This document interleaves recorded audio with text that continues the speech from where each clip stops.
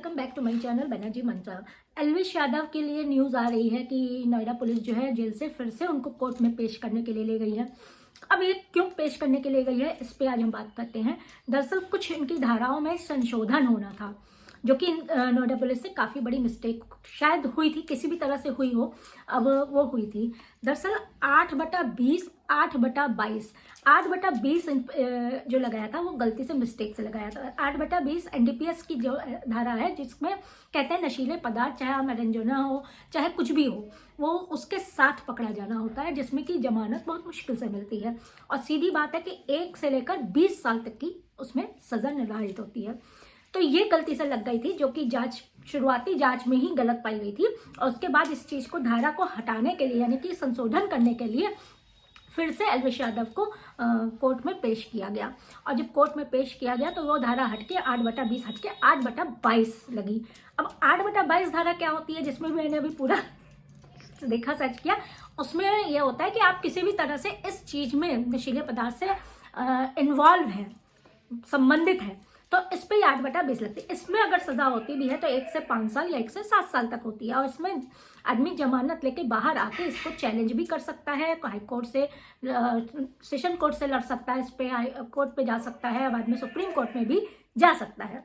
ये चीज़ें हुई हैं और ये चेंजेस हुए हैं। अब बात करते हैं, उनके पिताजी जो आए थे, वो आज तक में और सब में आए थे, तो उसमें उनके पिताजी ने काफ़ी कहा कि लोगों ने इल्ज़ाम लगाया कि लग्जरी गाड़ी है, सऊदी में घर हैं, दुबई में घर हैं। तो उस पर भी उन्होंने कहा कि ये झूठ बात है, दुबई में कोई घर नहीं है, ऐसी कोई प्रॉपर्टी नहीं है। और हम लोग की तरफ अगर आप लोग नोएडा के गाँव भी जाएंगे तो हर घर में आपको लग्जरी गाड़ी मिलेगी। सेकेंड हैंड लग्जरी गाड़ी लेके बहुत लोग हैं, बहुत लोग के पास अपना पहले का पैसा है, मुआवजे का पैसा है, ज़मीन बेच के भी काफ़ी लोग ज़मीन लेके मकान बना लेते, प्रॉपर्टी इन्वेस्ट कर लेते हैं, कुछ लोग लग्जरी गाड़ियों में इन्वेस्ट कर लेते हैं। तो ये कोई बहुत बड़ी बात नहीं है। इनकम की बात की जाए तो देखिए, एल्विश यादव के पास अच्छी खासी इनकम है, 3 चैनल है, तो 25 से 30 लाख रुपए इनके, जो कि फ्लक्चुएट होते रहते हैं। हम आपको एक मिनिमम बता रहे हैं, इनके तीनों चैनल से आते हैं महीने में। तो पैसा तो देखिए इनके पास है। इंस्टा पे रील्स इनकी बनती है, जो कि काफ़ी वायरल होती है, जितने ज़्यादा मोनेटाइज है, और शेयरिंग पे भी इनको काफ़ी लाख रुपये आते हैं।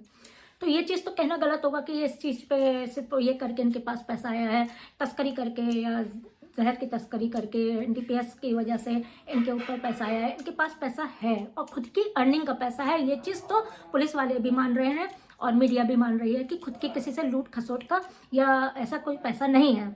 सीधी बात है। और थोड़ा सा घर परिवार भी कोई भूखा नंगा नहीं है, अच्छा परिवार है।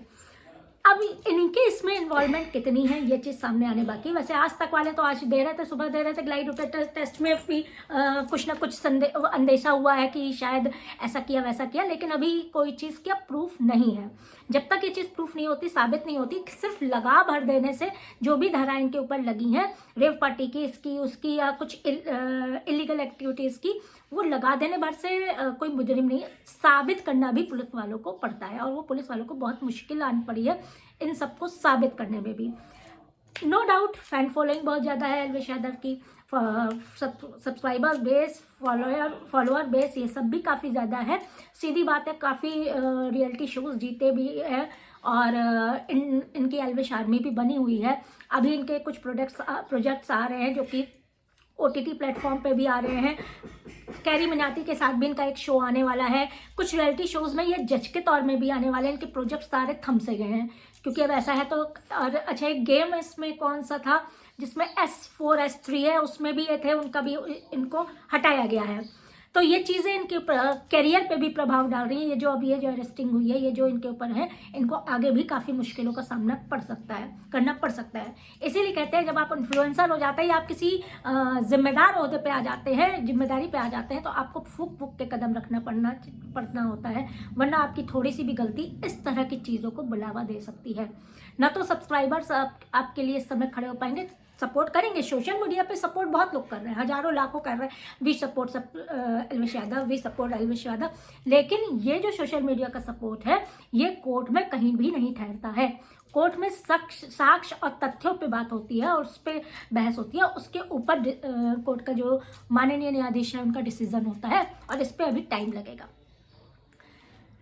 सारे इन्फ्लुएंसर्स गलत चीज़ों पे से दूर रहें, वो ज़्यादा सही होता है। व्लॉगर्स हैं तो व्लॉग्स पे ध्यान दें, इन तरह की चीज़ों पे, क्योंकि ज़्यादा पैसा आ जाए तो कहते हैं ना, पैसा जो है, ज़्यादा पैसा ऐप को बढ़ावा देता है। तो वो जो ऐप होती है ना, ऐशियाँ होती हैं, इन सब से अगर बच गए तो ज़िंदगी बन जाती है, और इन सब चीज़ों में इन्वॉल्वमेंट हो गई तो ज़िंदगी बद से भी बदतर हो जाती है। अब वो 3 दिन से रणवीर यादव जेल में खाना नहीं खाए हैं, माँ बाप बाहर तड़प रहे हैं। अब यही रेप पार्टियों में अगर नहीं गए होते या इन्वॉल्वमेंट नहीं, भाई अगर कोई इन्वॉल्वमेंट नहीं होता, कहते हैं जहाँ पे चिंगारी होती है वहीं धुआं होता है, बिना चिंगारी के धुआं नहीं होता, ऐसी कोई स्थिति में धुआं नहीं हो जाएगा, चिंगारी होती तभी धुआं होता है। अगर इनकी इन्वॉल्वमेंट रेप पार्टियों में नहीं होती तो आज माँ बाप को ये इन मुश्किलों का सामना चैनलों पर जाकर रोना ना पड़ता। रिक्वेस्ट कर रहे हैं कि आप ऐसी खबरें ना चलाएं, ऐसा ना करें, या इनको एल्विश यादव को ऐसी मुसीबतों का सामना करना नहीं पड़ता।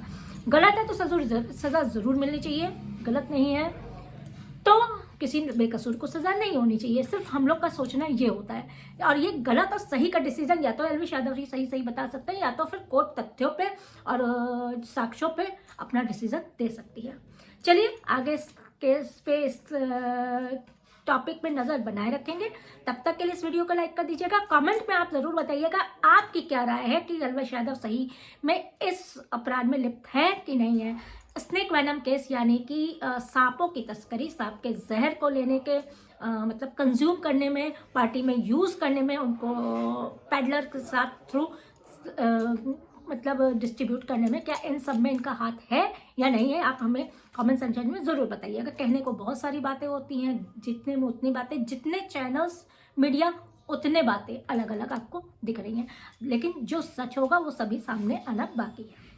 मिलते हैं आपसे नेक्स्ट वीडियो पे, तब तक के लिए बैनर्जी मंत्रा को बिल्कुल मत भूलिएगा, लाइक कर दीजिएगा, सब्सक्राइब कर दीजिएगा। बैनर्जी मंत्रा अब थोड़ा सा सही रास्ते की दिशा की तरफ बढ़ी है, तो आप लोग के सपोर्ट की ज़रूरत है। ऐसे गर्म मुद्दे, ऐसे चीज़ें जो देश के लिए हों, जो चीज़ें हों, जैसे सीमा आधार जो हो, इस टॉपिक्स पे आपको इस चैनल पे सारे मटेरियल मिलेंगे। मिलते हैं